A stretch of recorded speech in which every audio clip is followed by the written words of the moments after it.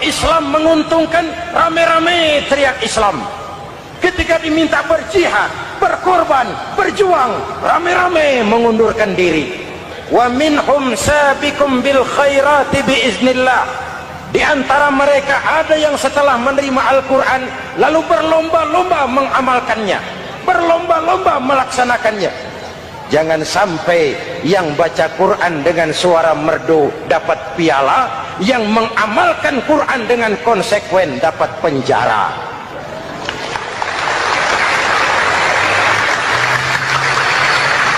Itu ironi, itu menyedihkan, itu memilukan, dan itu memalukan. Pilihan terserah kita.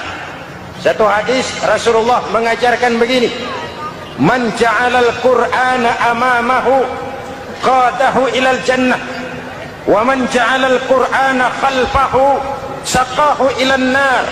Siapa yang meletakkan Quran di depannya, dijadikannya Quran sebagai imam, Quran akan membimbing dia ke surga, surga dunia, lebih-lebih surga akhirat.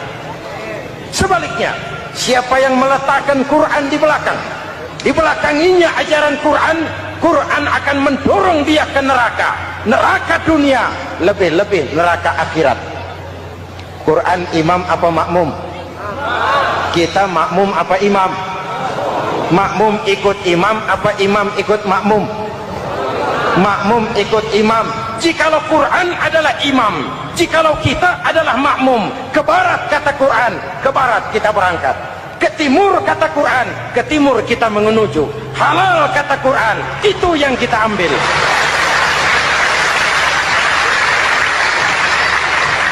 Mari kita jadikan Ramadan sebagai bulan di mana sedikit demi sedikit kita berupaya kembali menjadi generasi yang Qurani. Rasulullah pernah ditanya, kalau Tuhan wafat ya Rasul, kemana kami minta nasihat? Aku tinggalkan kamu dua nasihat. Satu yang diam saja, satu yang bisa bicara. Yang bisa bicara apa ya Rasul? Al-Quran. Minta nasihat Quran. Yang diam saja apa ya Rasul? Maut. Dalam hidup ada dua nasihat. Nasihat yang bisa bicara, Al-Quran. Nasihat yang diam saja, maut. Mau dagang, minta nasihat Quran. Mau bertetangga, minta nasihat Quran. Itu nasihat. Nasihat yang kedua, diam saja, tahu-tahu datang maut. Tawuran antar desa, antar RT, antar RW, antar kecamatan, sampai antar elit di atas. Makanya saya ulang lagi pesan ini, kalau elit di atas tawuran, jadilah penonton yang baik. Saudara-saudara kaum muslimin yang saya cintai, kita prihatin, kita seakan tercabut dari akar budaya kita sebagai bangsa. Kenapa kita yang berfalsafahkan Pancasila, kenapa kita yang berketuhanan yang Maha Esa tiba-tiba jadi beringas dan brutal? Ada maling ayam ketangkap, disiram bensin, dibakar hidup-hidup. Kok kita bisa begitu? Street justice, pengadilan jalanan mulai tegak. Iyalah kita tidak puas dengan kerja aparat kita, tapi jangan main hakim sendiri. Ini negara, bukan hutan.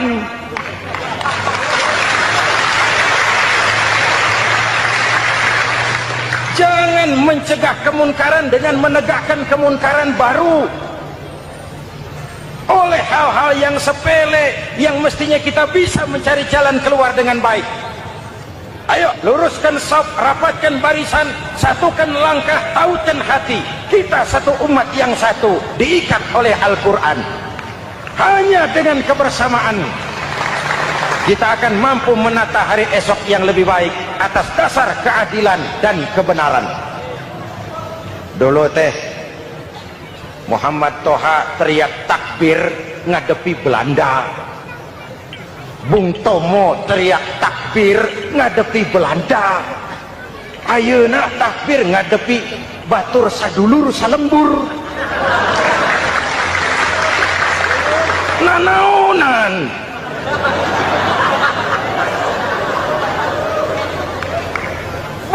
Soekarno teriak takbir, Muhammad Toha teriak takbir, yang dihadapi jelas penjajah Belanda.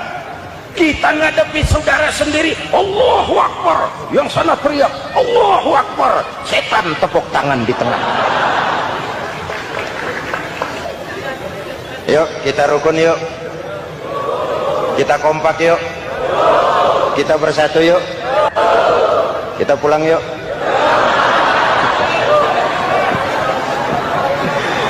Ini misi kedua. Misi yang ketiga, Al-Quran membebaskan manusia dari gaya hidup sekuler. Quran mengingatkan, awas bung, ada hidup sesudah mati, ada akhirat sesudah dunia.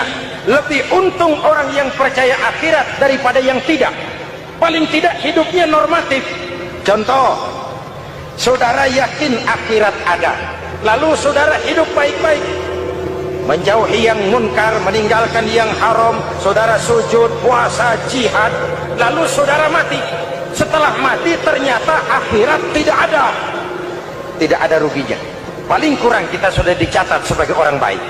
Sebaliknya, saudara tidak percaya sama akhirat, lalu hidup seenaknya, judi, mabuk, zina, nipu orang, korupsi, tenggelam dalam kemunkaran, lalu mati. Setelah mati ternyata akhirat ada. Baik, kemana anjen? Lebih untung orang yang percaya akhirat ketimbang yang tidak. Hidupnya ada rem. Iya pak, saya kepengen banyak uang, tapi kalau main judi nanti di akhirat bagaimana? Iya, saya kepengen jadi orang kaya, tapi kalau korupsi, nipu orang, buka peternakan tuyul, nanti di akhirat bagaimana? Gaya hidup yang berkeseimbangan, ada hidup sesudah mati dan ada akhirat sesudah dunia. Yang keempat, Quran membebaskan manusia dari belenggu kebodohan. Quran ayat yang pertama turun sudah berkata, Iqra, baca, kamu jangan jadi bodoh. Kebodohan menimbulkan kemiskinan, kemiskinan mendekatkan kepada kekufuran. Yang kelima, ini kado buat ibu-ibu, Quran mengangkat harkat, derajat dan martabat kaum wanita. Sebelum Quran turun, sebelum Islam datang, nasib wanita sangat menyedihkan. Dilahirkan hanya untuk melahirkan. Kalaupun berperan, peranannya tidak lebih segitiga. Dapur, sumur, kasur. Kasur, sumur, dapur. Dapur, sumur, kasur. Wanita dilecehkan, sekadar alat pemuas nafsu. Datang Islam, Rasul terenyuh, An-nisa imadul bilad, wanita adalah tiangnya negara. Jikalau baik wanita, baik negara. Jikalau rusak wanita, hancur negara. Karena wanita, negara jaya. Betul? Karena wanita, negara hancur. Betul? Maka wanita adalah bidadari yang kadang-kadang setan. Kadang-kadang.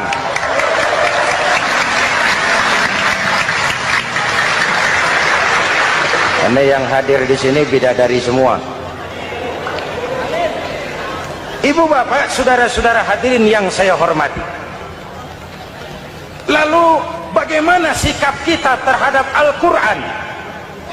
Quran sendiri menjelaskan, "Tsumma awrasnal kitaba alladzina istafaina min ibadina." Kemudian kami wariskan kitab Al-Quran yang kami pilih buat hamba-hamba kami yang terpilih. Luar biasa. Umatnya umat pilihan, Rasulnya Rasul pilihan, kitabnya pun kitab pilihan. Kami wariskan Al-Quran kepada hamba-hamba kami yang kami pilih. Bagaimana sikap mereka setelah menerima Al-Quran? Terbagi tiga. Pertama, faminhum zalimun linafsihi. Di antara mereka ada yang setelah menerima Al-Quran lalu zalim kepada dirinya sendiri. Diterimanya Al-Quran dengan lidahnya, tapi ditolak dengan perbuatannya. Mulutnya menjunjung Al-Quran, perbuatannya menginjak Al-Quran. Quran bilang ke barat, dia pergi ke timur. Quran bilang ke selatan, dia berangkat ke utara. Quran bilang haram, dia terjang. Quran bilang halal, dia tidak mau. Orang seperti itu tidak zalim kepada Allah, tapi zalim kepada dirinya sendiri. Apakah mudah-mudahan kita yang termasuk golongan ini, amin. Yang kedua, wa minhum muqtasid, di antara mereka ada yang menerima Quran 50-50, separuh-separuh. Yang enak dilaksanakan, yang berat ditinggal. Padahal pada sisi lain Quran mengajarkan masuklah ke dalam Islam secara total, kafah, jangan separuh-separuh. Ini watak munafik. Kalau dilihat Islam menguntungkan, rame-rame teriak Islam.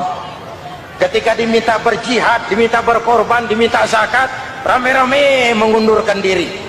Saya bangkrut pak, saya miskin pak, saya pailit pak. Mental itu dalam awal-awal Baqarah dijelaskan. Kullama adha'a lahum masyaw fi wa idza adlama alaihim qamu. Kalau terang mereka berangkat, kalau gelap mereka mandek. Itu ciri orang munafik beragama. Kalau Islam menguntungkan, rame-rame teriak Islam. Ketika diminta berjihad, berkorban, berjuang, rame-rame mengundurkan diri. Muqtasid. Golongan yang ketiga, ini yang ideal. Wa minhum sabiqum bil khairati biiznillah. Di antara mereka ada yang setelah menerima Al-Quran lalu berlomba-lomba mengamalkannya, berlomba-lomba melaksanakannya. Jangan sampai yang baca Quran dengan suara merdu dapat piala, yang mengamalkan Quran dengan konsekuen dapat penjara.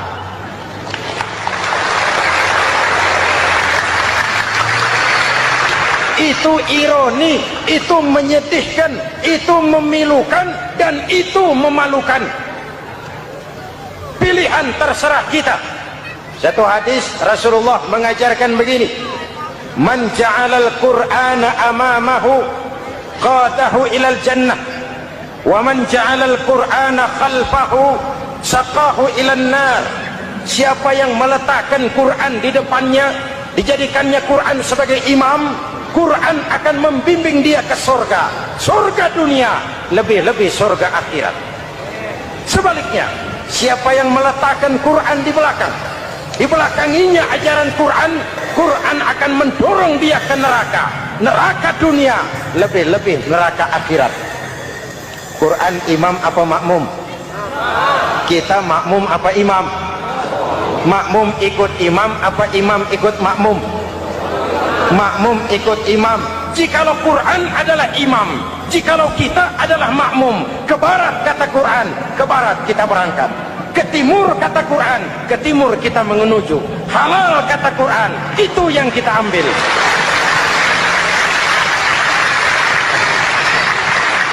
Mari kita jadikan Ramadan sebagai bulan di mana sedikit demi sedikit kita berupaya kembali menjadi generasi yang Qurani. Rasulullah pernah ditanya, kalau Tuhan wafat ya Rasul, kemana kami minta nasihat? Aku tinggalkan kamu dua nasihat. Satu yang diam saja, satu yang bisa bicara. Yang bisa bicara apa ya Rasul? Al-Quran. Minta nasihat Quran.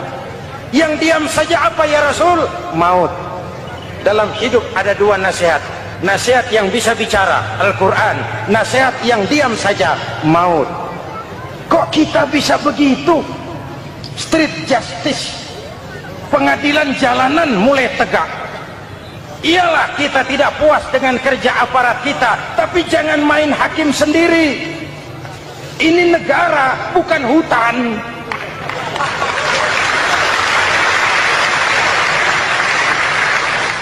Jangan mencegah kemunkaran dengan menegakkan kemunkaran baru. Oleh hal-hal yang sepele yang mestinya kita bisa mencari jalan keluar dengan baik. Ayo luruskan shaf, rapatkan barisan, satukan langkah, tautkan hati. Kita satu umat yang satu, diikat oleh Al-Quran. Hanya dengan kebersamaan kita akan mampu menata hari esok yang lebih baik atas dasar keadilan dan kebenaran.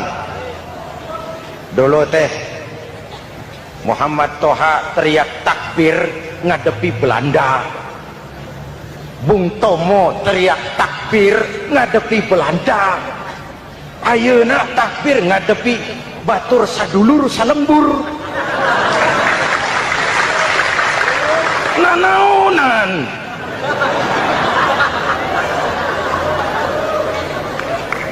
Bung Tomo teriak takbir, Muhammad Toha teriak takbir, yang dihadapi jelas penjajah Belanda.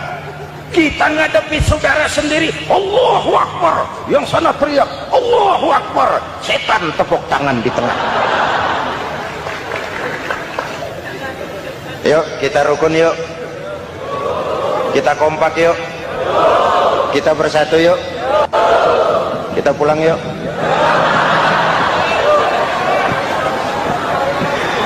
Ini misi kedua. Misi yang ketiga, Al-Quran membebaskan manusia dari gaya hidup sekuler. Quran mengingatkan, awas bung, ada hidup sesudah mati, ada akhirat sesudah dunia. Lebih untung orang yang percaya akhirat daripada yang tidak. Paling tidak hidupnya normatif. Contoh, saudara yakin akhirat ada, lalu saudara hidup baik-baik, menjauhi yang munkar, meninggalkan yang haram, saudara sujud, puasa, jihad, lalu saudara mati. Setelah mati ternyata akhirat tidak ada ruginya. Paling kurang kita sudah dicatat sebagai orang baik. Sebaliknya, saudara tidak percaya sama akhirat, lalu hidup seenaknya, judi, mabuk, zina, nipu orang, korupsi, tenggelam dalam kemunkaran, lalu mati. Setelah mati ternyata akhirat ada. Baik, kemana anjen? Lebih untung orang yang percaya akhirat ketimbang yang tidak. Hidupnya ada rem. Iya pak, saya kepengen banyak uang, tapi kalau main judi nanti di akhirat bagaimana? Iya, saya kepengen jadi orang kaya, tapi kalau korupsi, nipu orang, buka peternakan tuyul, nanti di akhirat bagaimana? Gaya hidup yang berkeseimbangan, ada hidup sesudah mati dan ada akhirat sesudah dunia. Yang keempat, Quran membebaskan manusia dari belenggu kebodohan. Quran ayat yang pertama turun sudah berkata, Iqra, baca, kamu jangan jadi bodoh. Kebodohan menimbulkan kemiskinan, kemiskinan mendekatkan kepada kekufuran. Yang kelima, ini kado buat ibu-ibu, Quran mengangkat harkat, derajat dan martabat kaum wanita. Sebelum Quran turun, sebelum Islam datang, nasib wanita sangat menyedihkan. Dilahirkan hanya untuk melahirkan. Kalaupun berperan, peranannya tidak lebih segitiga. Dapur, sumur, kasur. Kasur, sumur, dapur. Dapur, sumur, kasur. Wanita dilecehkan, sekadar alat pemuas nafsu. Datang Islam, Rasul terenyuh, An-nisa imadul bilad. Wanita adalah tiangnya negara. Jikalau baik wanita, baik negara. Jikalau rusak wanita, hancur negara. Karena wanita, negara jaya. Betul? Karena wanita, negara hancur. Betul? Maka wanita adalah bidadari yang kadang-kadang setan. Kadang-kadang.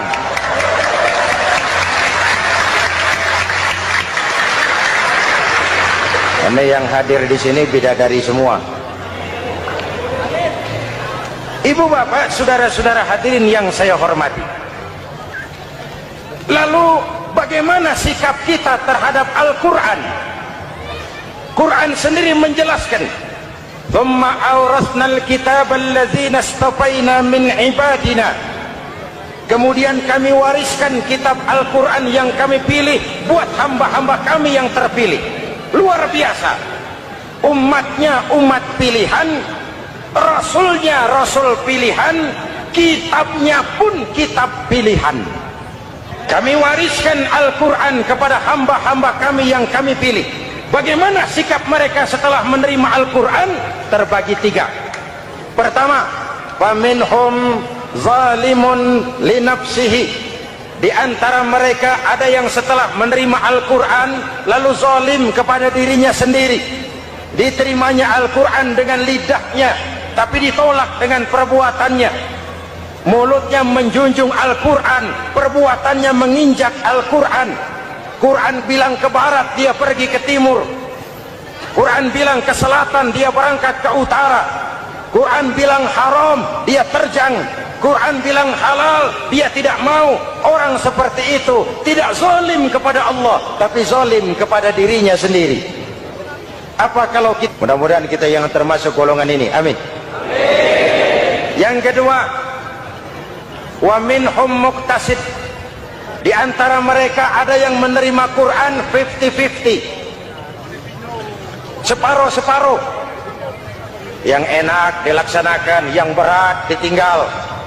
Padahal pada sisi lain Quran mengajarkan masuklah ke dalam Islam secara total, kafah, jangan separuh-separuh.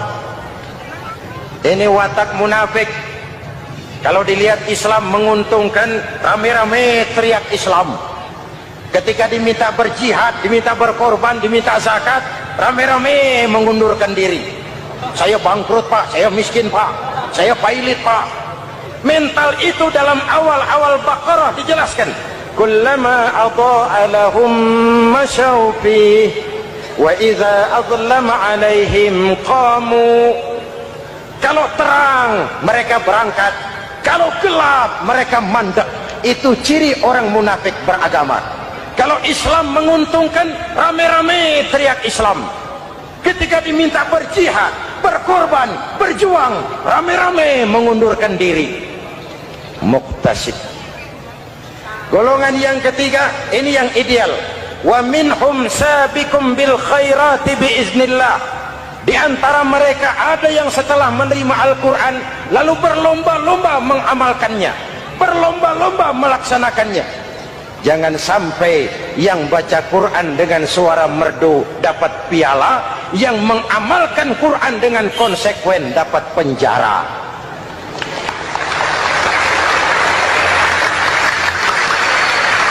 Itu ironi, itu menyedihkan, itu memilukan, dan itu memalukan. Pilihan terserah kita. Satu hadis Rasulullah mengajarkan begini: man ja'alal Qur'ana amamahu qadahu ilal jannah, wa man ja'alal Qur'ana khalfahu saqahu ilan nar. Siapa yang meletakkan Quran di depannya, dijadikannya Quran sebagai imam, Quran akan membimbing dia ke surga, surga dunia, lebih-lebih surga akhirat. Sebaliknya, siapa yang meletakkan Quran di belakang, dibelakanginya ajaran Quran, Quran akan mendorong dia ke neraka, neraka dunia, lebih-lebih neraka akhirat. Quran imam apa makmum? Kita makmum apa imam? Makmum ikut imam apa imam ikut makmum? Makmum ikut imam. Jikalau Quran adalah imam, jikalau kita adalah makmum. Ke barat kata Quran, ke barat kita berangkat. Ke timur kata Quran, ke timur kita menuju. Halal kata Quran, itu yang kita ambil.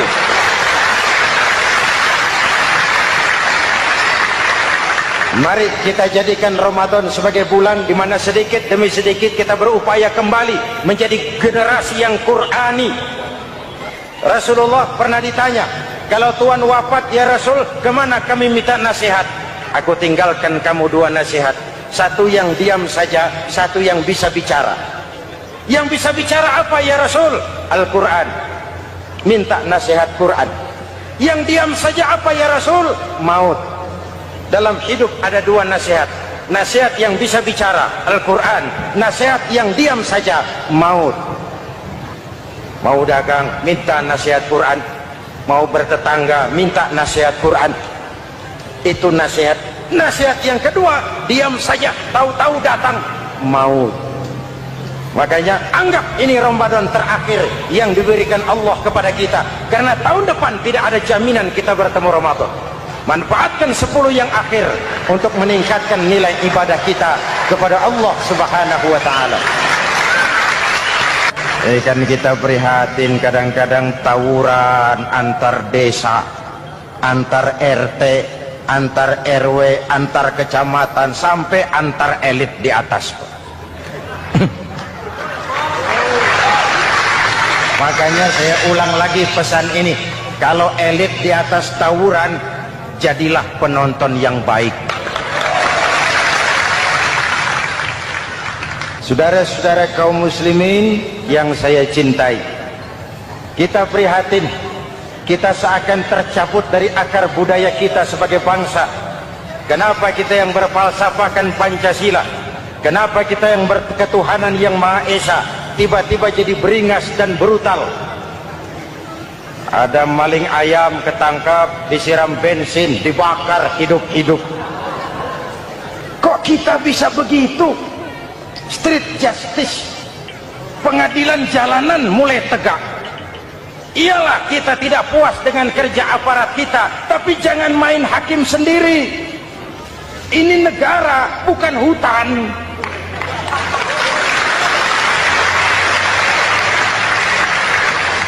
Jangan mencegah kemunkaran dengan menegakkan kemunkaran baru. Oleh hal-hal yang sepele yang mestinya kita bisa mencari jalan keluar dengan baik.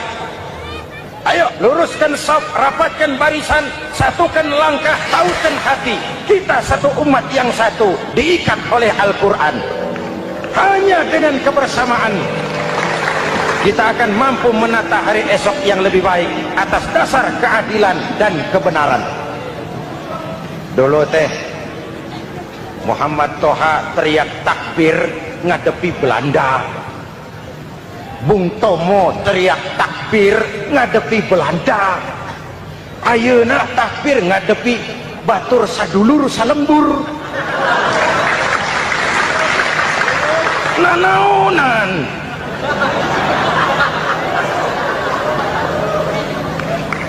Bung Tomo teriak takbir, Muhammad Toha teriak takbir. Yang dihadapi jelas penjajah Belanda. Kita ngadepi saudara sendiri, Allahu Akbar. Yang sana teriak, Allahu Akbar. Setan tepuk tangan di tengah. Yuk kita rukun yuk, kita kompak yuk, kita bersatu yuk, kita pulang yuk.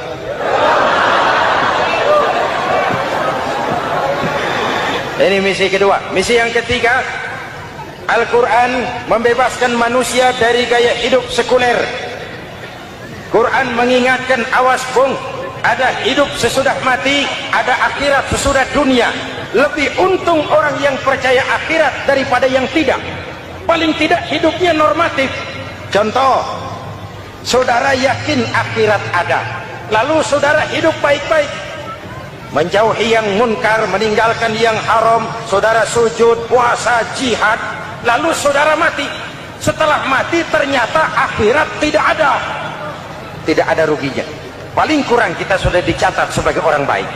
Sebaliknya, saudara tidak percaya sama akhirat, lalu hidup seenaknya, judi, mabuk, zina, nipu orang, korupsi, tenggelam dalam kemunkaran, lalu mati. Setelah mati ternyata akhirat ada. Baik, kemana anjen? Lebih untung orang yang percaya akhirat ketimbang yang tidak. Hidupnya ada rem. Iya pak, saya kepengen banyak uang, tapi kalau main judi nanti di akhirat bagaimana?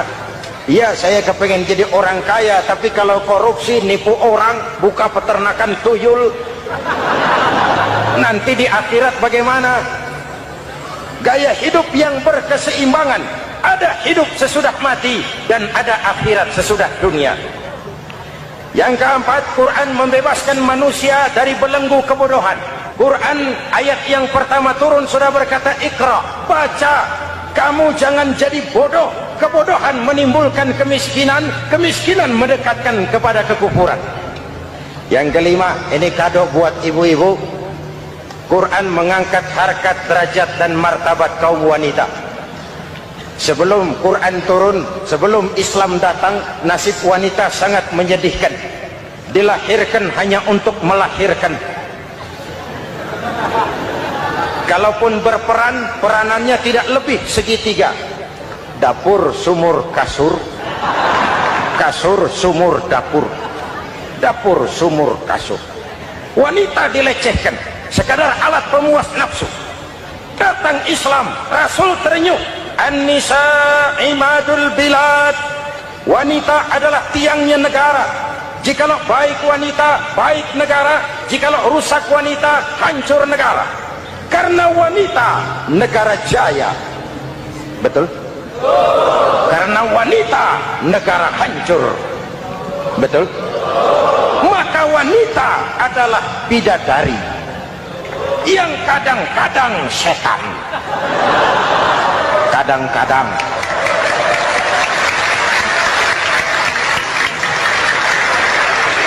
Karena yang hadir di sini bidadari semua. Ibu bapak, saudara-saudara hadirin yang saya hormati. Lalu bagaimana sikap kita terhadap Al-Quran? Quran sendiri menjelaskan, "Thumma awrasnal kitaba alladzina istafaina min ibadina." Kemudian kami wariskan kitab Al-Quran yang kami pilih buat hamba-hamba kami yang terpilih. Luar biasa. Umatnya umat pilihan, Rasulnya Rasul pilihan, kitabnya pun kitab pilihan. Kami wariskan Al-Quran kepada hamba-hamba kami yang kami pilih. Bagaimana sikap mereka setelah menerima Al-Quran? Terbagi tiga. Pertama, faminhum zalimun linafsihi. Di antara mereka ada yang setelah menerima Al-Quran lalu zalim kepada dirinya sendiri. Diterimanya Al-Quran dengan lidahnya, tapi ditolak dengan perbuatannya. Mulutnya menjunjung Al-Quran, perbuatannya menginjak Al-Quran. Quran bilang ke barat, dia pergi ke timur. Quran bilang ke selatan, dia berangkat ke utara. Quran bilang haram, dia terjang. Quran bilang halal, dia tidak mau. Orang seperti itu tidak zalim kepada Allah, tapi zalim kepada dirinya sendiri. Apakah mudah-mudahan kita yang termasuk golongan ini, amin. Yang kedua, wa minhum muqtasid. Di antara mereka ada yang menerima Quran 50-50, separuh-separuh. Yang enak dilaksanakan, yang berat ditinggal. Padahal pada sisi lain Quran mengajarkan masuklah ke dalam Islam secara total, kafah, jangan separuh-separuh. Ini watak munafik. Kalau dilihat Islam menguntungkan, rame-rame teriak Islam. Ketika diminta berjihad, diminta berkorban, diminta zakat, rame-rame mengundurkan diri. Saya bangkrut pak, saya miskin pak, saya pailit pak. Mental itu dalam awal-awal Baqarah dijelaskan. Kullama adha'a lahum masyaw fih wa idza adlama alaihim qamu. Kalau terang mereka berangkat, kalau gelap mereka mandek. Itu ciri orang munafik beragama. Kalau Islam menguntungkan, rame-rame teriak Islam. Ketika diminta berjihad, berkorban, berjuang, rame-rame mengundurkan diri. Muqtasid. Golongan yang ketiga, ini yang ideal. Wa minhum sabiqum bil khairati biiznillah. Di antara mereka ada yang setelah menerima Al-Quran lalu berlomba-lomba mengamalkannya, berlomba-lomba melaksanakannya. Jangan sampai yang baca Quran dengan suara merdu dapat piala, yang mengamalkan Quran dengan konsekuen dapat penjara.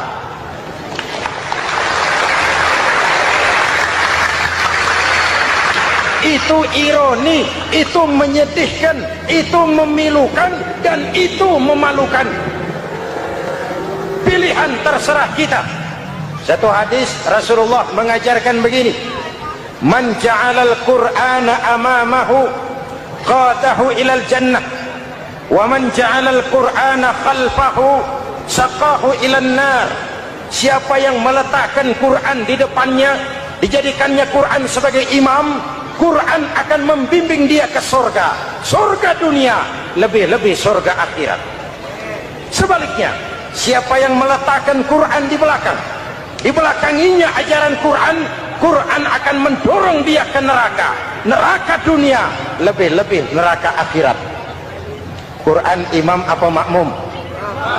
Kita makmum apa imam? Makmum ikut imam apa imam ikut makmum? Makmum ikut imam. Jikalau Quran adalah imam, jikalau kita adalah makmum, ke barat kata Quran, ke barat kita berangkat. Ke timur kata Quran, ke timur kita menuju. Halal kata Quran, itu yang kita ambil.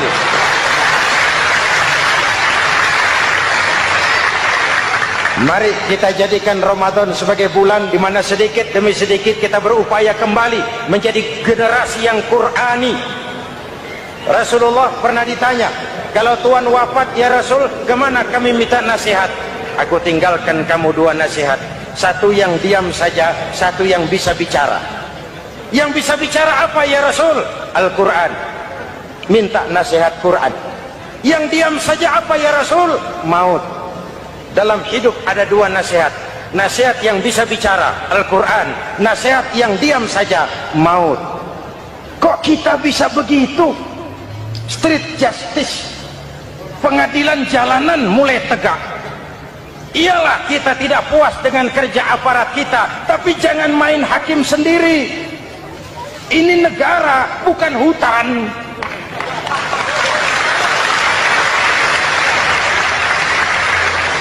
Jangan mencegah kemunkaran dengan menegakkan kemunkaran baru. Oleh hal-hal yang sepele yang mestinya kita bisa mencari jalan keluar dengan baik. Ayo luruskan saf, rapatkan barisan, satukan langkah, tautan hati. Kita satu umat yang satu, diikat oleh Al-Quran.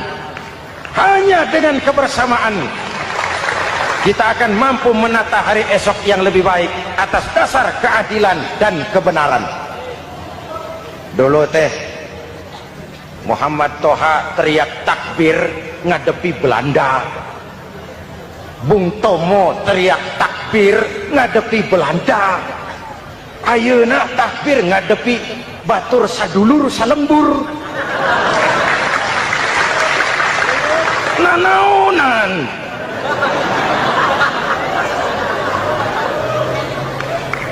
Bung Tomo teriak takbir, Muhammad Toha teriak takbir, yang dihadapi jelas penjajah Belanda. Kita ngadepi saudara sendiri, Allahu Akbar, yang sana teriak Allahu Akbar, setan tepuk tangan di tengah. Yuk kita rukun yuk, kita kompak yuk, kita bersatu yuk, kita pulang yuk.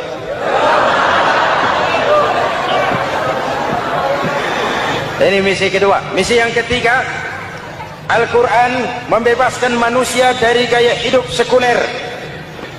Quran mengingatkan, awas bung, ada hidup sesudah mati, ada akhirat sesudah dunia. Lebih untung orang yang percaya akhirat daripada yang tidak. Paling tidak hidupnya normatif.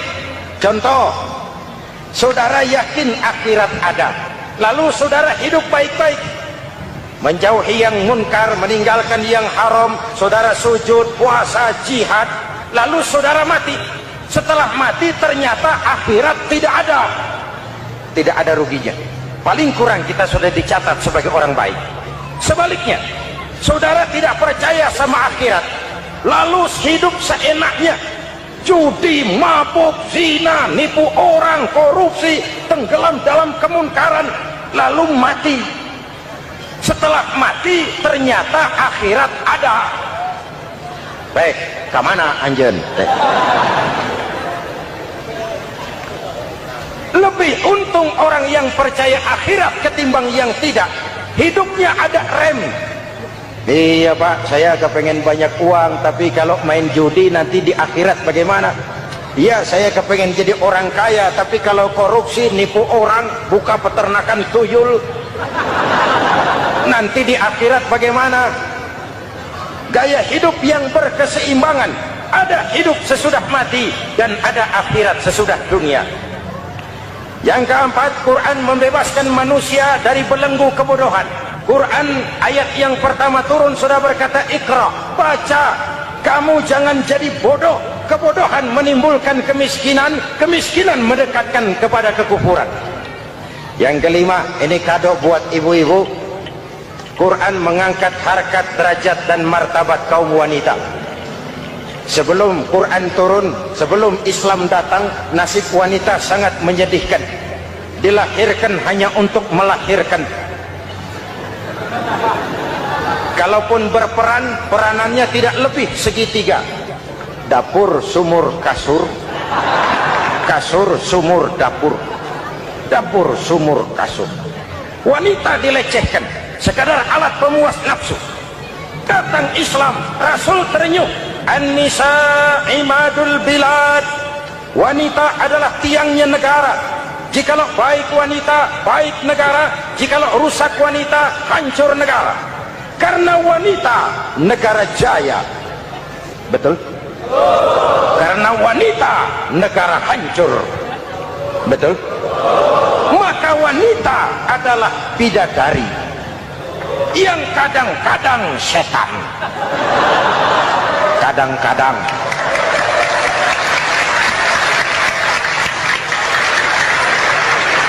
Ini yang hadir di sini bidadari semua. Ibu bapak, saudara-saudara hadirin yang saya hormati.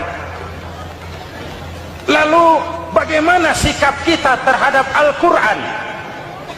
Quran sendiri menjelaskan, "Thumma awrathnal kitaba alladzina istafaina min ibadina." Kemudian kami wariskan kitab Al-Quran yang kami pilih buat hamba-hamba kami yang terpilih. Luar biasa. Umatnya umat pilihan, Rasulnya Rasul pilihan, kitabnya pun kitab pilihan. Kami wariskan Al-Quran kepada hamba-hamba kami yang kami pilih. Bagaimana sikap mereka setelah menerima Al-Quran? Terbagi tiga. Pertama, faminhum zalimun linafsihi. Di antara mereka ada yang setelah menerima Al-Quran lalu zalim kepada dirinya sendiri. Diterimanya Al-Quran dengan lidahnya, tapi ditolak dengan perbuatannya. Mulutnya menjunjung Al-Quran, perbuatannya menginjak Al-Quran.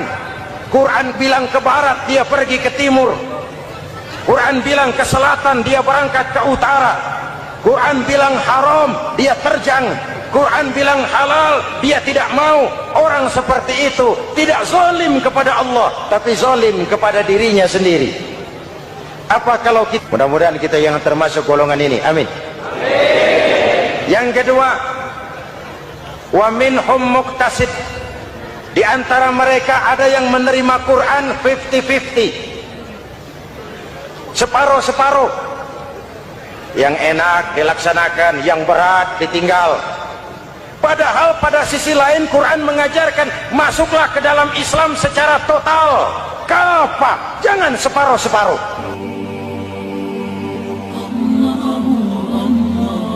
Pertemuan yang lalu sudah saya jelaskan bahwa hidup selalu berakhir dengan kematian. Apabila datang kematian menimpa seseorang, datanglah kiamat baginya. Itu yang disebut dengan kiamat kecil. Hakikatnya mati adalah perpindahan dari kehidupan di dunia ini menuju kehidupan di alam barzakh. Menunggu kita di alam barzakh sampai datangnya saat kiamat. Entah 10 tahun, entah 100 tahun, entah 1000 tahun, hanya Allah saja yang maha tahu. Adapun orang-orang beriman yang melakukan amal kebajikan dalam kehidupan di dunia ini, masa penantian yang lama di alam barzakh buat mereka sebentar saja. Tetapi bagi orang-orang kafir yang ingkar, yang tidak beriman kepada Allah, yang hidup di dunia cuma menumpuk-numpuk dosa, tentu penantian di alam barzakh akan merupakan waktu yang sangat lama. Bukankah dalam kehidupan kita waktu itu memang relatif? Contoh misalnya, bagi pemuda-pemudi yang sedang duduk asik memadu cinta, waktu 4-5 jam saja rasanya cuma 4-5 menit, tenggelam oleh keasikan. Tapi buat orang yang berbaring di rumah sakit, meratap di balik-balik apa itu tembok derita kata lagu, di balik dinding-dinding penjara, sehari bagai seminggu, seminggu rasa sebulan, sebulan boleh jadi rasa setahun, penantian yang sangat lama. Kapan kiamat itu akan datang? Ini rahasia Allah. Jangankan kita yang orang awam, baginda Nabi sendiri tidak diberitahu oleh Allah kapan kiamat itu akan terjadi. Tetapi sungguh pun demikian, banyak hadis-hadis yang menjelaskan ciri atau tanda-tanda datangnya kiamat. Nah, kalau sudah bicara soal tanda, tanda kiamat itu ada dua.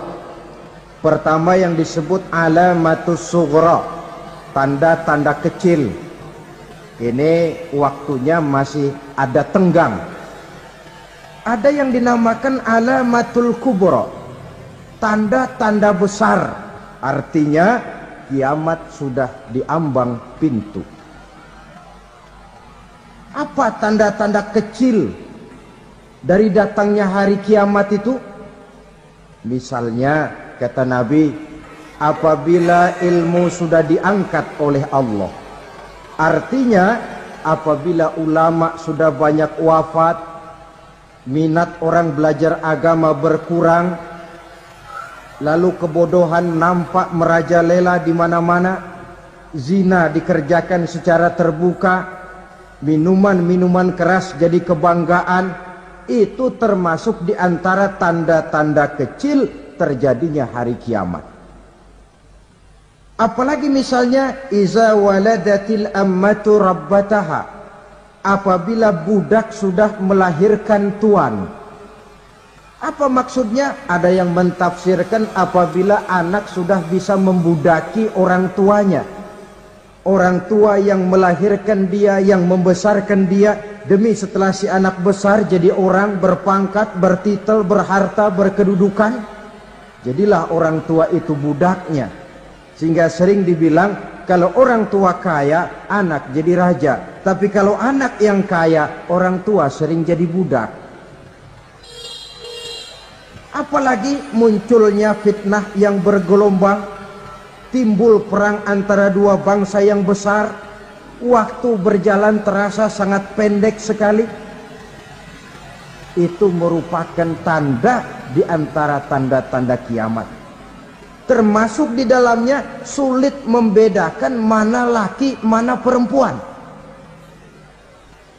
Kan kalau tanda-tanda kayak begini sekarang sudah banyak kita lihat kan. Lama banyak wafat, penggantinya sulit. Zina dikerjakan berterang-terangan, minuman keras jadi kebanggaan, banyak anak membudaki orang tuanya, sulit membedakan mana laki mana perempuan. Kadang-kadang dari belakang kita lihat perempuan bener, begitu kita colek nengok jenggotan.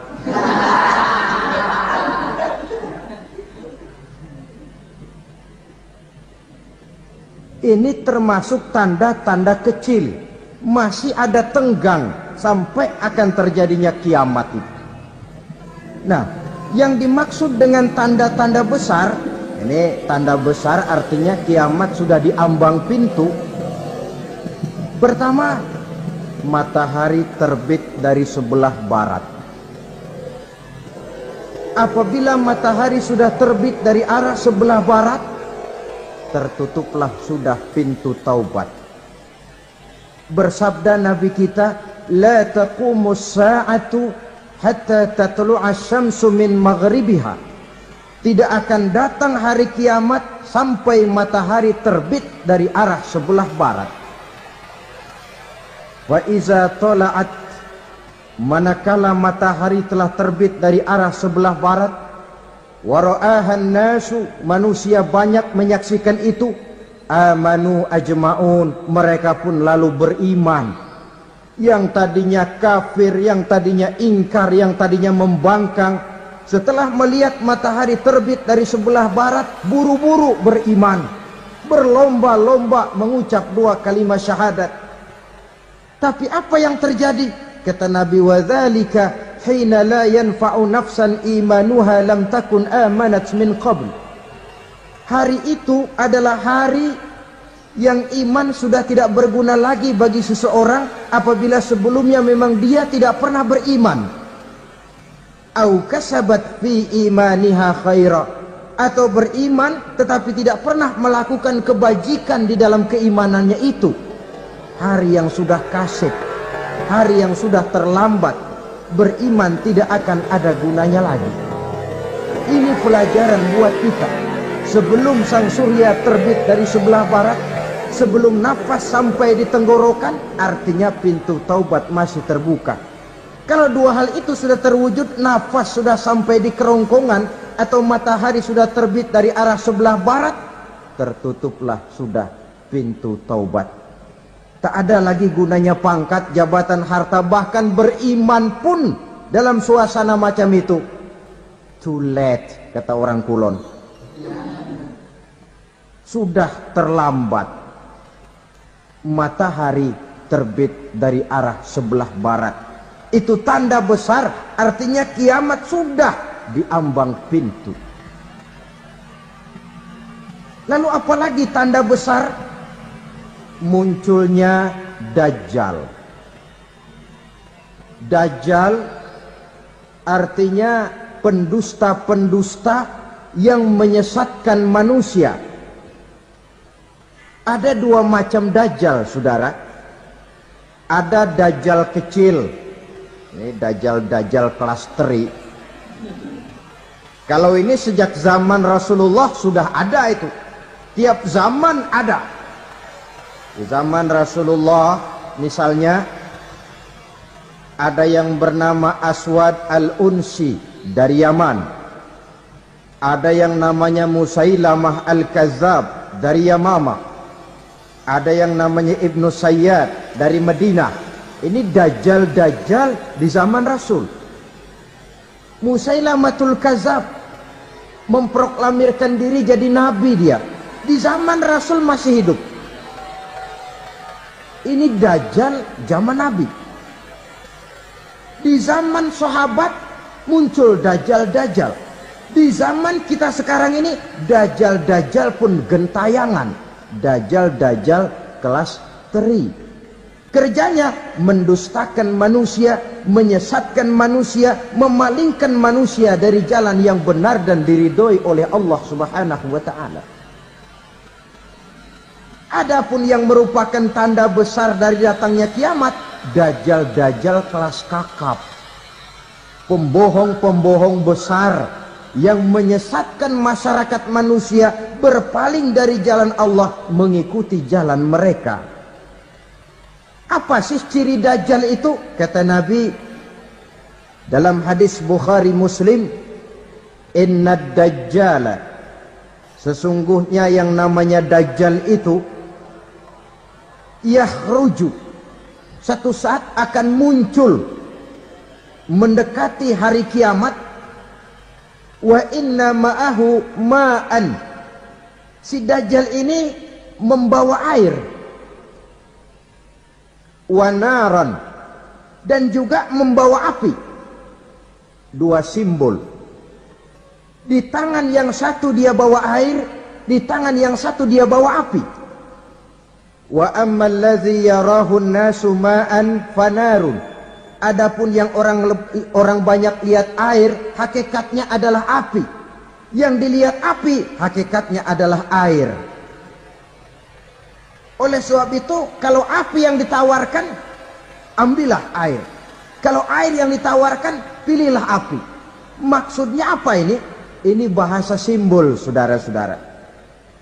Dajjal bicaranya seolah-olah untuk kepentingan manusia, menawarkan surga. Surga yang dia tawarkan hakikatnya neraka. Hai manusia, kalau kau mau bahagia, jangan dekat-dekat dengan agama. Sholat itu tidak efektif dan efisien, tidak produktif dari segi ekonomi itu. Menghadiri majelis taklim cuma buang-buang waktu. Tahajud, tasbih, tahlil, baca Quran, apa itu? Pekerjaan mubazir saja. Hidup ini cuma sekali, masa yang cuma sekali, manfaatkan dengan sebaik-baiknya. Mumpung, dibawanya sifat mumpung tetapi dalam pengertian yang sangat negatif. Bicaranya seolah-olah untuk kepentingan manusia, tetapi sebenarnya menjerumuskan manusia. Menawarkan air, tapi sebenarnya api. Menawarkan api, tapi hakikatnya air. Buat apa kamu sholat? Buat apa kamu bayar zakat? Buat apa kamu puasa? Surga yang dicanangkan Dajjal, hakikatnya neraka. Neraka yang digambarkan Dajjal pada dasarnya adalah surga. Jadi memutarbalikkan fakta itu kerjaan Dajjal. Yang hak jadi batil, yang batil dibilang hak, yang benar jadi salah, yang salah malah jadi benar. Tuntunan disuruh jadi tontonan, tontonan malah menjadi tuntunan. Itu pekerjaan Dajjal profesinya. Zamannya Nabi Adam, Dajjalnya kan iblis, betul? Apa sih rayuan iblis itu? Allah setelah menciptakan Nabi Adam kan bilang, Adam, kau dan istrimu Hawa tinggal di surga ini. Seluruh fasilitas yang ada di surga persilahkan kau nikmati. Satu yang tidak boleh, jangan coba-coba dekati pohon khuldi.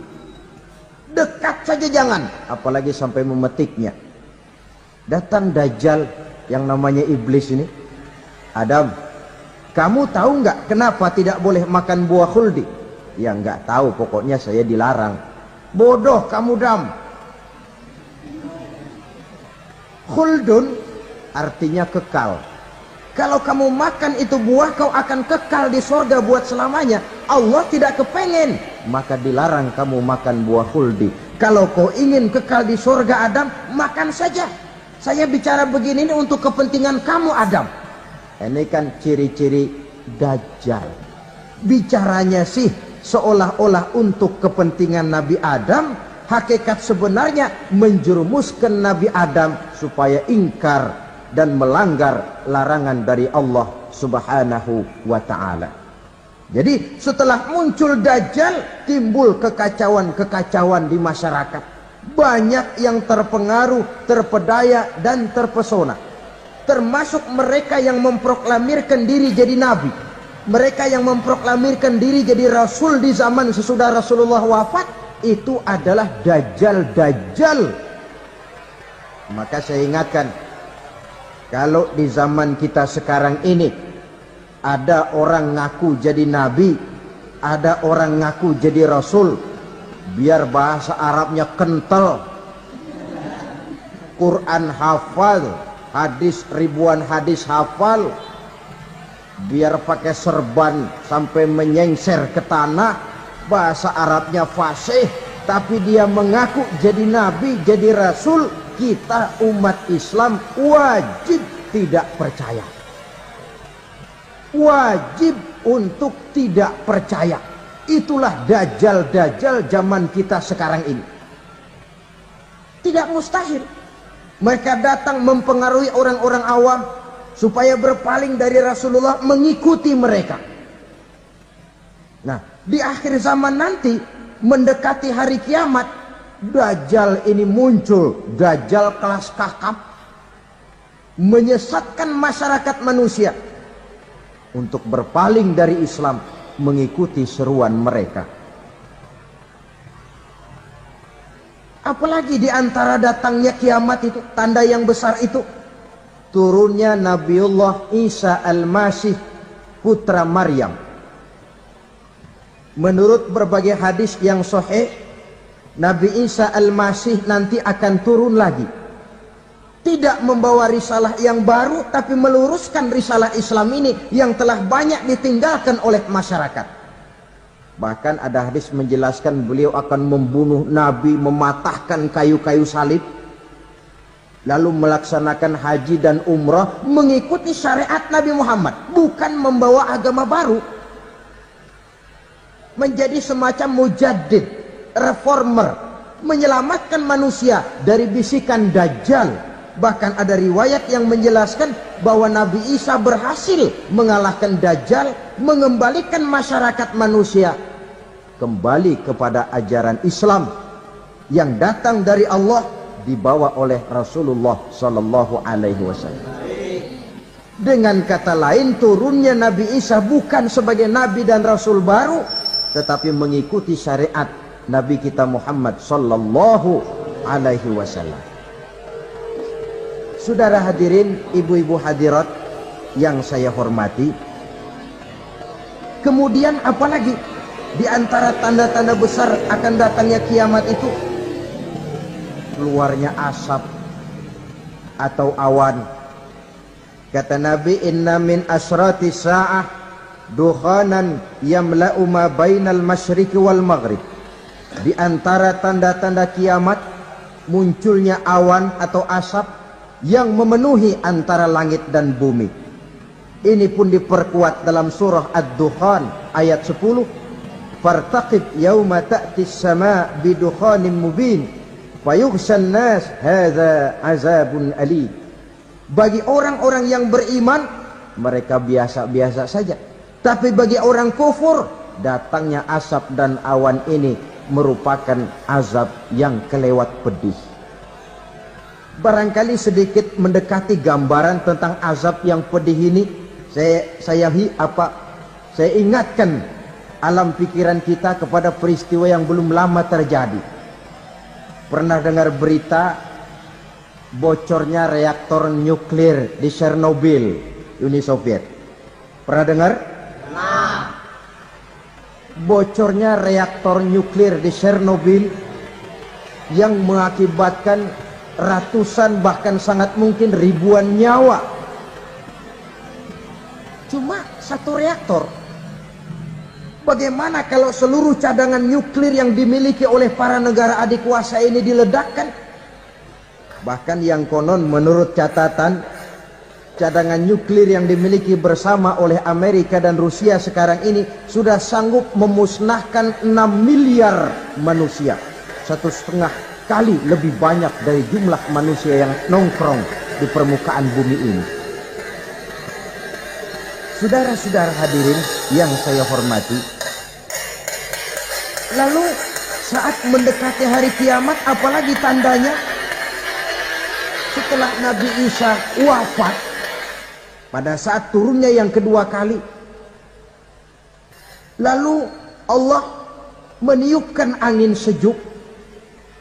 Semua orang-orang beriman, orang-orang baik wafat, sehingga penghuni bumi ini cuma tinggal lagi terdiri dari orang-orang kafir. Tidak ada lagi di bumi ini yang bisa mengucapkan Allah. Ya, dalam hadis qudsi itu ada keterangan, innallaha azza wa jalla yaqulu li Israfil. Allah pernah pesan kepada malaikat Israfil. Kata Allah, Israfil, iza sami'ta qailan yaqul Allah Allah fa akhirin nafakh 40 sanatan ikraman liqailiha. Hai Israfil, apabila kau dengar di permukaan bumi masih banyak orang yang mengucapkan Allah Allah, maka tunda sangkakala kiamat itu 40 tahun. Untuk apa? Ikraman liqailiha, menghormati orang yang mengucapkan Allah Allah itu. Wah, jadi karena sekarang masih banyak yang mengucapkan Allah, besar hatilah kita, masih jauh kiamat itu. Tapi jangan lupa, kiamat pribadi, kiamat kecil itu yang nggak kita sangka-sangka. Ajal datang mencabut nyawa, itu kiamat pribadi. Dan itu yang pasti kita hadapi, dan itu yang membuat kita tidak boleh bersikap main-main di dalam kehidupan sekarang ini. Saudara hadirin yang saya hormati, tidak ada lagi orang-orang muslim. Seluruh penduduk dunia ini kafir. Lalu terciptalah struktur sosial yang berlandaskan prinsip hidup semau gue. Bakal terjadilah prinsip di mana yang kaya menyantap yang miskin, yang kuat menindas yang lemah. Hidup sudah bagaikan di rimba belantara. Berlaku hukum rimba. Siapa yang kuat dia yang menang, siapa yang lemah menjadi mangsa. Timbul kekacauan, maksiat merajalela, munkarat menjadi-jadi. Sehingga isi bumi ini penuh dengan segala macam perbuatan dosa. Tidak ada perlunya lagi alam diperpanjang temponya. Datang saat yang sudah dijanjikan oleh Allah Azza wa Jalla. Maka terjadilah yang disebut kiamat kubra. Kiamat besar, kiamat hancur-hancuran. Bagaimana kejadian ini dimulai? Dalam surah Az-Zumar ayat 68, Allah subhanahu wa ta'ala berfirman, wa nufikha fis suri fasa'iqa man fis samawati wa man fil ardi illa man sya'allahu. Maka manakala ditiuplah sangkakala, terkejutlah seluruh yang ada di langit dan seluruh yang ada di bumi. Bila saat kiamat datang, Allah perintah malaikat Israfil, Israfil, tiup sangkakalamu. Ditiuplah sangkakala oleh malaikat Israfil. Yang akibat daripada tiupan itu, seluruh yang ada di langit, seluruh yang ada di permukaan bumi terkejut. Yang ada di langit siapa? Malaikat kan. Bayangin aja kalau malaikat kaget, apalagi kita. Terkejut seluruh makhluk yang ada di bumi, yang ada di langit mendengar suara sangkakala itu. Bunyinya tidak sanggup kita bayangkan dahsyatnya.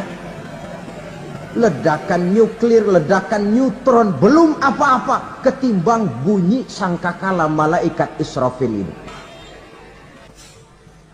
Nah, lalu mendengar bunyi sangkakala ini, gemparlah makhluk, kacaulah alam. Bumi gempa, planet-planet bertabrakan, gunung meletus, air laut tumpah ke darat, angin topan bertiup, halilintar menyambar. Lalu semua yang bernama hidup mati total. Mati bareng tanpa persiapan. La haula wala quwata illa billah. Saya kadang-kadang dalam tafakur bermohon, ya Allah, mudah-mudahan saya enggak nemuin kiamat beneran. Ngeri. Tidak bisa kita bayangkan macam apa suasana seperti itu. Allah saja banyak memberikan gambaran, misalnya Al-Qari'ah, wa mal qari'ah, wa ma adraka mal qari'ah. Kejadian yang menggemparkan. Tahukah kamu apa kejadian yang menggemparkan itu? Yauma yakunun nasu kal farasil mabsus wa takunul jibalu kal ihnil manfus. Pada saat itu manusia berterbangan bagai kupu-kupu. Gunung berterbangan seperti kapas ditiup angin. Gunung saja macam kapas, konon lagi manusia. Kematian total, mulai semut sampai gajah mati. Jin mati, iblis mati, malaikat mati. Malaikat saja mati. Saudara hadirin yang saya hormati, kematian total yang tanpa persiapan. Orang bilang, Pak, kalau mati bareng begitu yang repot malaikat maut dong ya. Cabut sana, cabut sini. Itu kalau menurut logika kita, mestinya begitu menurut logika. Tapi logika juga yang bilang nggak perlu serepot itu. Sebab untuk mematikan listrik di wilayah DKI, di wilayah Jakarta, nggak perlu tiap rumah didatengin matiin, ya lama. Cukup dari kantor pusatnya saja PLN tekan satu tombol, gelaplah seluruh Jakarta. Saudara hadirin yang saya hormati, kematian total. Lalu setelah kematian total, planet-planet juga mati, dalam arti tidak bergerak dan beredar. Angin mati, dalam arti tidak bertiup. Air mati, dalam arti tidak ada riak gelombang. Pokoknya semua mati. Kullu nafsin za'iqatul maut, semua yang bernafas mati. Dalam ayat lain, kullu man 'alaiha fan, semua yang ada di permukaan bumi fana. Yang kekal cuma Allah Subhanahu wa ta'ala.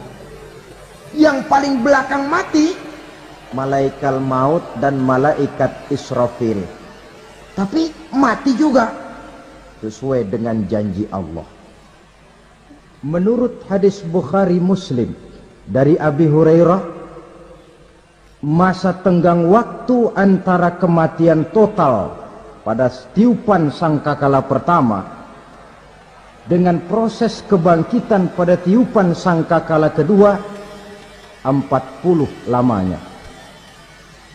Tidak dijelaskan oleh Abi Hurairah 40 jam, apa 40 hari, apa 40 tahun.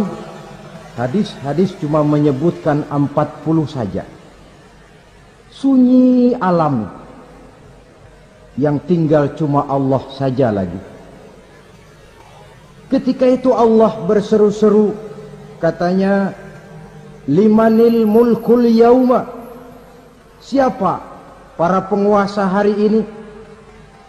Mana itu raja-raja dan penguasa yang dulu mengaku jadi Tuhan? Fir'aun, mana Fir'aun sekarang?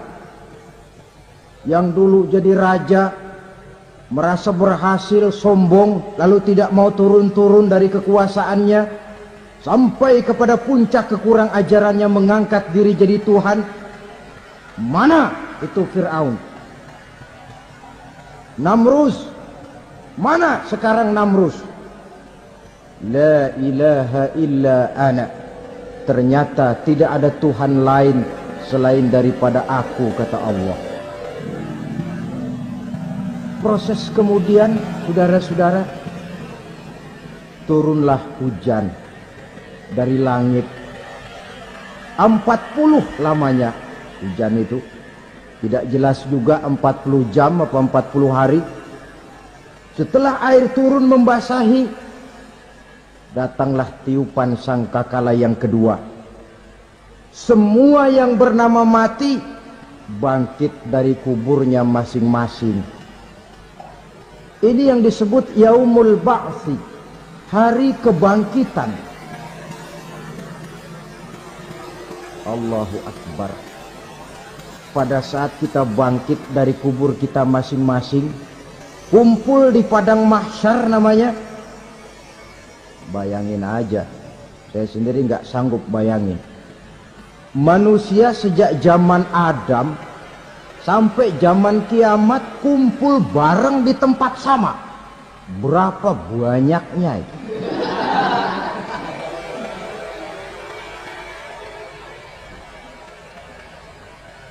Dan yang luar biasa menurut satu riwayat, pada saat bangkit itu, Masya Allah, roman muka kita berubah, disesuaikan dengan amalan kita waktu di dunia ini.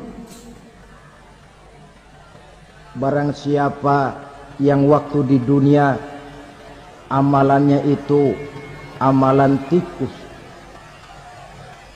di akhirat nanti dia bangkit dari kubur, mukanya seperti muka tikus. Gagah betul badannya, tapi mukanya seperti tikus. Kenapa? Amalannya waktu di dunia seperti amalan tikus. Apa amalan tikus itu? Suka ngegeragoti barang yang sudah disimpan rapi-rapi. Orang sudah simpan uang rapi-rapi, simpan perhiasan rapi-rapi, digeragoti oleh tikus. Maling-maling, pencoleng-pencoleng, koruptor-koruptor. Itu nanti di akhirat nanti kita lihat mukanya seperti muka tikus. Oh ini waktu di dunia suka nyolong, hanya seperti muka tikus. Barang siapa yang waktu di dunia ini amalannya itu amalan macan, dia akan bangkit nanti mukanya seperti muka macan. Apa amalan macan? Macan itu amalannya menang-menangan. Orang yang mau menang saja nggak mau mengalah. Coba lihat di hutan. Kenal hutan nggak? Nah. Di hutan, raja hutan di mana-mana pasti macan. Betul kan? Betul. Padahal hutan belum pernah bikin pemilihan umum. Tapi macan tidak peduli ada pemilihan umum apa tidak, pokok saya raja.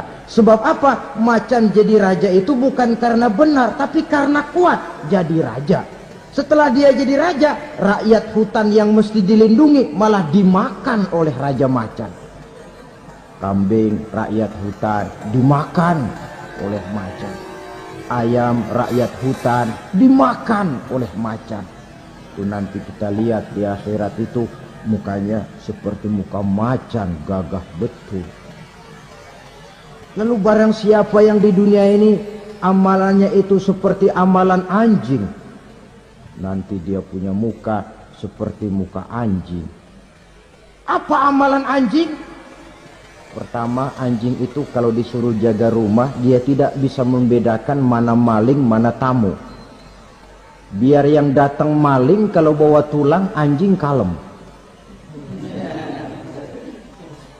Yang kedua, anjing itu akan setia kepada siapa saja yang memberinya roti. Siapa yang memberinya roti, itulah majikannya. Apa kata majikannya, pasti dia laksanakan. Soal benar atau salah, dia tidak peduli. Setelah anjing dapat roti, dia tidak punya pilihan lain kecuali bilang, abdi mah kumaha juragan wae ayeuna mah.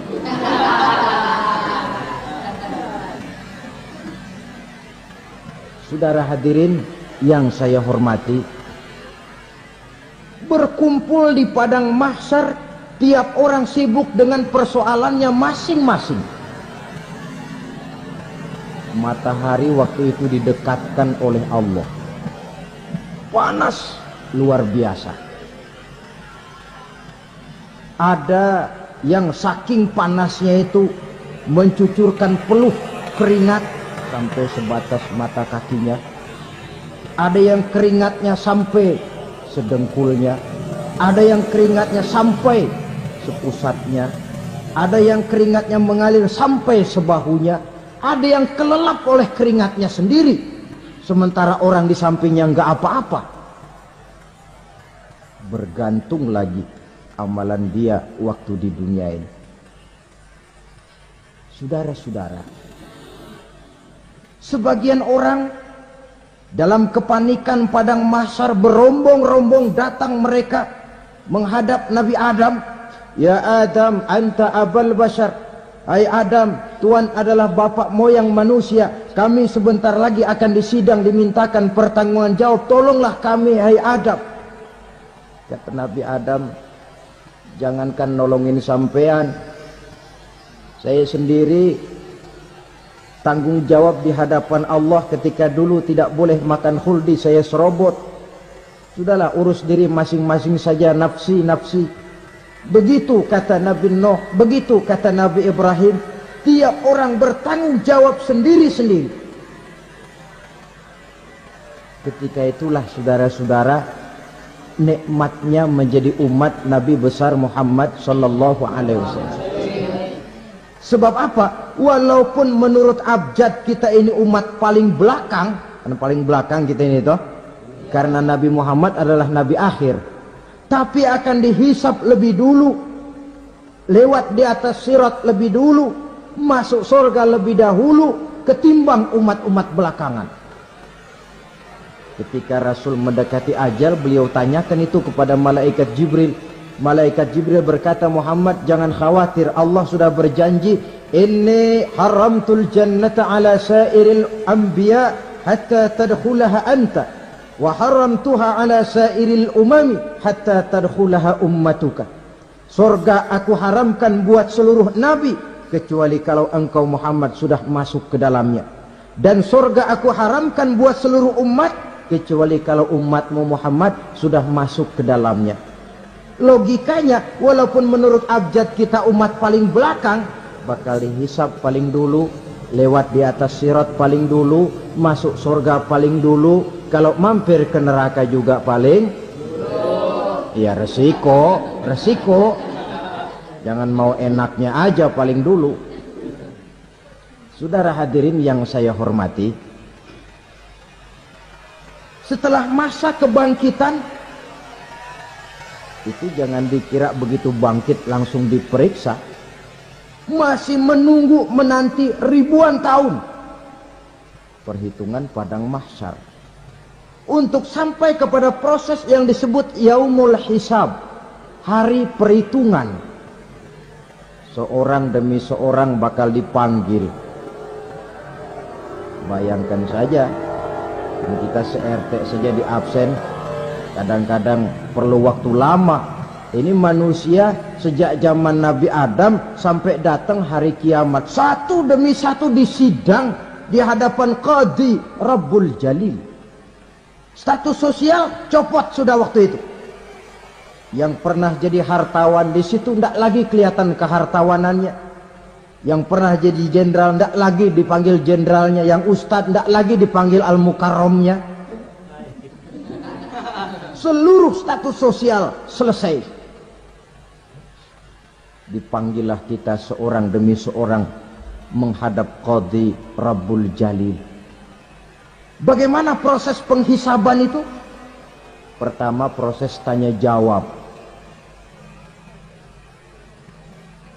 Di antaranya ada hadis menyatakan, lan tazula qadama 'abdin yaumal qiyamah hatta yus'ala an arba'i khisalin.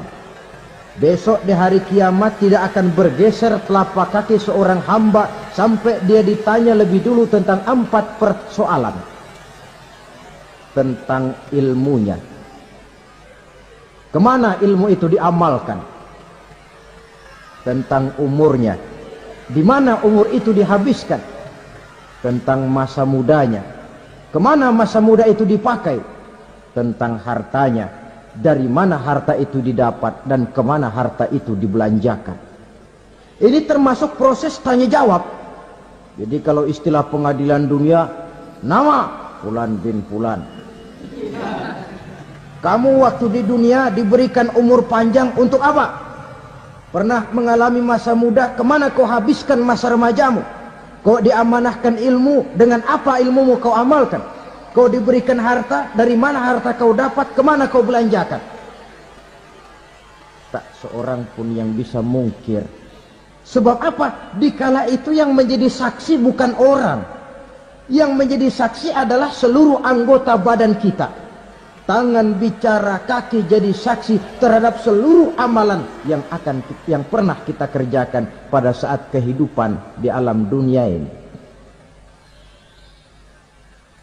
Selesai proses tanya jawab, lalu diperlihatkan buku catatan kita waktu hidup di dunia ini. Jangan lupa Allah itu menyiapkan 2 superkomputer kepada kita. Sebelah ditempelin sebelah kanan, yang sebelah tempelin di sebelah kiri. Komputer itu namanya Raqib dan Atid. 2 malaikat yang apabila baik kita lakukan, refleks saja akan menulis kebajikan kita. Jahat kita kerjakan akan tertulis. Catatan itu nanti diperlihatkan kepada kita. Waduh, alangkah malunya pada saat diperlihatkan catatan kita, buku rapot kita, merah melulu. Barangkali diperiksa sambil diomelin, lu brengsek lo. Buku merah melulu begini bagaimana waktu hidup di dunia? Tidak cukup diperlihatkan buku catatan kehidupan, rekaman kehidupan.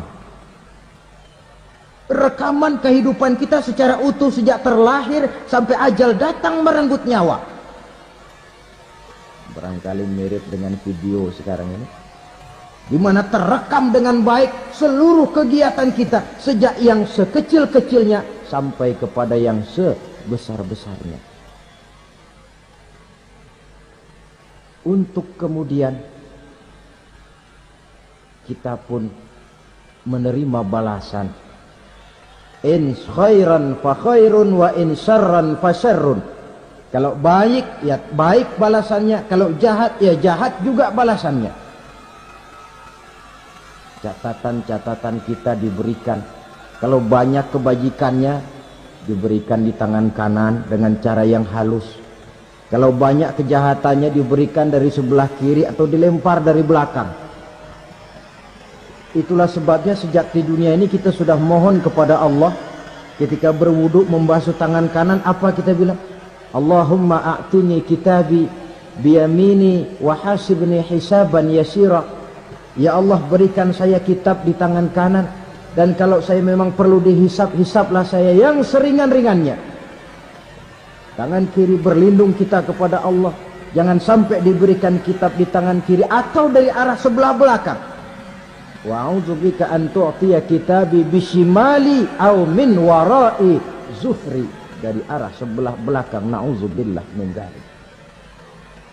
Setelah selesai lewat proses penghisaban, lewat mizan, timbangan, maka yang sudah selesai dihisab itu bergeraklah menuju sirat, jembatan yang terbentang menuju surga melalui neraka. Saudara-saudara, panjangnya perjalanan sirat itu memakan waktu ratusan tahun. Tetapi orang yang lewat di atas sirat pun macam-macam bergantung amalannya ketika di dunia ini. Ada yang lewat di atas sirat itu kal barqil khatib, seperti kilat yang menyambar, lep, sudah sampai dia di surga. Cepat bukan main.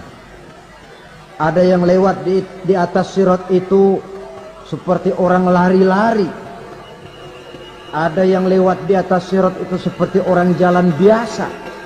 Ada yang sambil merangkak, ada yang sambil ngesor, ada yang sambil gelayutan, ada yang selamat sampai ke ujung ke surga, ada yang tergelincir jatuh masuk ke dalam neraka, bergantung amalannya dalam kehidupan di dunia sekarang ini. Tiap kita akan melewati yang namanya sirat ini. Saudara-saudara kaum muslimin yang saya hormati, dengan demikian mereka yang selamat melalui sirat sampai ke terminal akhir surga, mereka yang ketika dihisab ternyata banyak kejahatannya daripada kebaikannya, mereka singgah di dalam neraka. Nah, adapun orang-orang yang beriman menurut ayat Quran dan hadis Nabi itu nanti ada bermacam-macam. Ada orang beriman itu yang dimasukkan surga. Ada orang beriman itu yang dimasukkan ke dalam surga. Ada orang beriman itu yang disebut penduduk surga. Kenapa lain-lain, Pak? Karena waktu di dunia amalannya juga lain-lain. Ada orang beriman yang masuk surga. Ini paling murah tiketnya. Mau masuk surga? Kata Nabi begini, ma min abdin qala la ilaha illallah thumma mata ala dhalik illa dakhalal jannah. Kalau seorang hamba sudah mengucap dua kalimat syahadat, dia yakin dengan kebenaran kalimat itu sampai matinya, orang itu akan masuk surga. Abi Dzar yang waktu itu diajak bicara heran, ya Rasul kok gampang betul? Iya, walaupun orang itu mencuri, iya, walaupun orang itu berzina, iya, biar dia mencuri, biar dia berzina, kalau dia sudah mengucap dua kalimat syahadat, dia yakin dengan kebenaran kalimat itu sampai matinya, itu orang akan masuk surga. Jadi masuk surga cukup dua kalimat syahadat, yakin sampai mati, masuk surga. Itu perkara masuk. Tapi kalau pertanyaannya diterusin, masuknya kapan Pak? Nah, ini lain lagi urusannya. Sebab ada yang masuknya itu langsung, ada yang mampir dulu. Di sana tempat cuma dua, kalau tidak surga, neraka. Mau ke surga, tapi mampir dulu. Yang mampirnya jelas di neraka.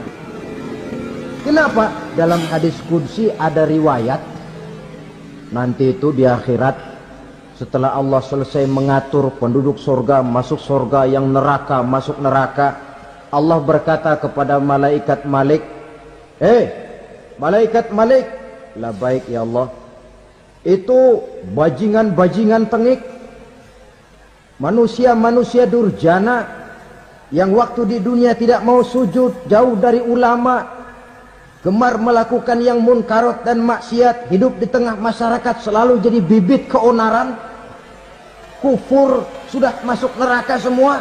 Sudah ya Allah. Nah, kalau sudah, coba sekarang kamu masuk Malik. Saya, iya, masuk neraka. Mau apa ya Allah? Kata Allah, akhriju minan nar man kana fi qalbihi misqala habbatin min khardalin min iman. Kau masuk neraka, cari di dalam neraka orang-orang yang ada imannya walaupun kecil sebesar biji zarah, angkat mereka keluar. Masuk malaikat Malik ke neraka, cari orang yang ada imannya, korek-korek. Ya repot, udah pada gosong. Yang ada imannya diangkat ke atas, yang ada imannya diangkat ke atas, lalu dimandikan di Nahrul Hayat, namanya sungai kehidupan di akhirat nanti. Cakep lagi rupanya, bersih lagi wajahnya, apel di hadapan Allah. Kata Allah, bagaimana mas? Kapok nggak sampean? Kapok ya Allah. Nah, kalau kapok, idhab fadkhulil jannah, pergi masuk surga sana. Berangkat mereka ke surga, ketemu sama teman-temannya yang udah sampai lebih dulu, yang nggak pakai mampir lagi. Terjadi dialog. Kata teman-temannya yang udah pada nyampe duluan, mas, iya, emang baru sampai? Saya baru sampai. Memang mampir di mana dulu mas? Kita sudah lama sampai di surga. Saudara buka surah Al-Muddatsir ayat 34-35. Ma salakakum fis saqar? Kenapa kamu mampir di neraka Saqar? Qalu lam nakum minal musallin. Mereka menjawab, kami mampir di neraka Saqar mas, gara-gara dulunya kami waktu di dunia ndak pernah sholat. Ndak pernah sholat? Ndak pernah. Karena rumahnya dekat masjid, cuma dekat doang mas. Sholat mah enggak saya. Enggak pernah ngasih makan fakir miskin, enggak pernah hadir di majelis taklim, pendeknya enggak pernah melakukan kebajikan. Maka saya pun mampir di neraka Saqar. Untung betul saya punya iman mas, sedikit. Waktu hidup di dunia dulu saya pernah mengucap dua kalimat syahadat. Sekali-kalinya waktu mau kawin. Masya Allah. Untung saja kawin. Kalau nggak kawin polos.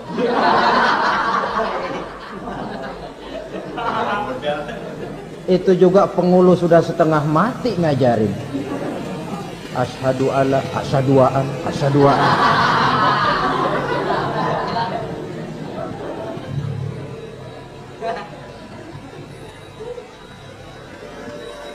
Ini namanya masuk surga, ada mampir dulu. Ada pula orang mukmin itu yang dimasukkan surga. Namanya dimasukkan kan terima beres. Saya masuk ke rumah, jalan sendiri, cari tempat sendiri. Saya dimasukkan ke dalam rumah, terima beres, pokok ada di dalam, itu dimasukkan namanya. Nggak pakai mampir. Tapi tentu tiketnya lebih mahal ketimbang yang pertama tadi. Apa kata Allah? Innal ladzina amanu wa amilus salihat la ukaffiranna anhum sayyi'atihim wa la udkhilannahum jannah. Sesungguhnya orang-orang yang beriman kemudian beramal soleh, kami hapuskan segala dosa dan kesalahannya, kami masukkan mereka ke dalam surga. Lihat ayatnya, Allah yang memasukkan, kita yang dimasukkan. Tidak pakai transit, tidak usah mampir. Cuma tidak cukup syahadat, tidak cukup amanu, tapi diiringi dengan wa'amilus salih. Iman, amal. Tidak cukup syahadat, lalu dibuktikan dia sholat, dia zakat, puasa, lalu dia melakukan berbagai macam kebajikan. Ini yang menyebabkan dia tidak pakai mampir di tempat yang bernama sakor. Lalu ada pula orang mukmin itu yang disebut penduduk sorga. Wah, ini sudah VIP ini. Ashabul jannah, penduduk sorga. Siapa mereka? Kata Allah, innal ladzina amanu summa istaqamu fala khaufun alaihim wala hum yahzanun ulaika ashabul jannah hum fiha khalidun. Sesungguhnya orang-orang yang beriman lalu istiqamah, tetap dalam melaksanakan perintah Allah, tidak goyah, tidak labil tapi stabil, istiqamah, mereka tidak takut dan tidak bersedih hati. Merekalah penduduk surga. Iman, istiqamah. Tidak punya duit, sembahyang. Banyak duit, sembahyang. Miskin, sembahyang. Kaya, tetap sembahyang. Istiqamah. Kadang orang kalau susah rajin ke masjid, banyak duitnya ngelihat masjid melengos. Itu yang dibilang waktu miskin hamba Allah, setelah kaya jadi hamba harta. Bergeser, tidak ada nilai istiqomahnya. Saudara-saudara, dengan begitu penduduk neraka itu dua. Ada penduduk permanen, ada penduduk yang semi permanen. Yang semi permanen orang-orang beriman yang mempunyai dosa besar. Mereka masuk ke neraka untuk menerima azab sesuai dengan dosanya. Bila selesai masa azab itu, mereka akan diangkat untuk ditempatkan kembali ke dalam surganya Allah Subhanahu wa ta'ala. Nah, dikala itulah saudara-saudara, ada yang disebut syafaat dari Rasulullah Sallallahu Alaihi Wasallam. Tapi tentu jangan lupa, syafaat ini ibarat kain menambal dia. Kita punya kain bolong-bolong sedikit, syafaat yang menambal.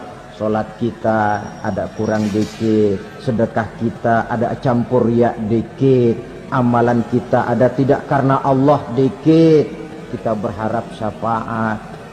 Jadi biarlah kain masih bolong-bolong, yang penting punya kain. Tapi kalau kainnya tidak ada, yang ditambal apanya? Sholat tidak, puasa tidak, zakat tidak, berharap syafaat saja. Ya, terlalu berlebihan itu. Saudara hadirin yang saya hormati, apabila selesai proses penghisaban, proses penghitungan, maka dikala itulah manusia terbagi dalam dua kelompok besar. Fariqun fil jannah wa fariqun fis sa'ir. Sekelompok orang-orang beruntung yang masuk ke dalam surga, dan sekelompok lagi masuk ke dalam neraka. Akan memakan waktu untuk menceritakan sifat surga dan neraka, tapi insya Allah pada kesempatan pertemuan lain saya sampaikan. Namun sebagai gambaran umum cukuplah saya sampaikan sebuah hadis qudsi.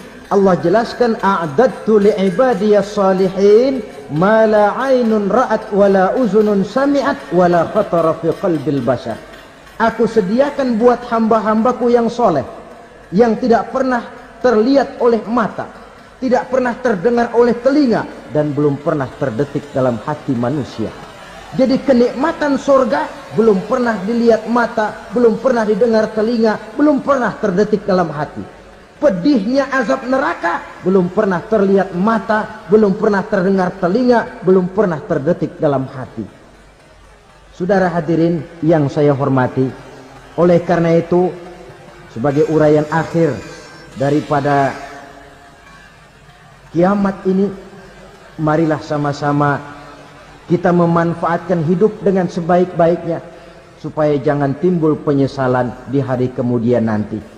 Mudah-mudahan kita seluruhnya diselamatkan Allah dari azab neraka dan mendapat surga dan ridhonya. Sekian dan demikianlah pertemuan kita kali ini. Terima kasih banyak atas segala perhatian. Mohon maaf atas segala kekurangan. Usikum wa nafsi bitaqwallah. Wassalamualaikum warahmatullahi wabarakatuh.